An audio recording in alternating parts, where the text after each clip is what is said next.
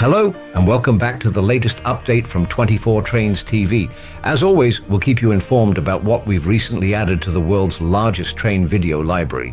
And even though the number of films is enormous, our price remains small because for just $4.99 a month, you can become a subscriber and watch unlimited videos.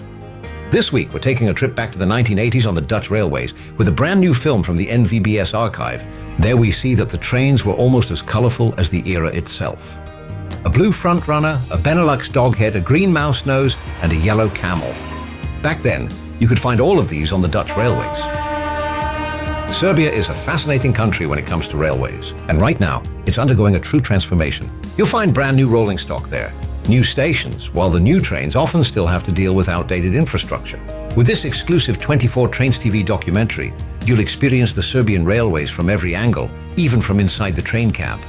The Wotlopers were a beloved Dutch train series used on the northern branch lines.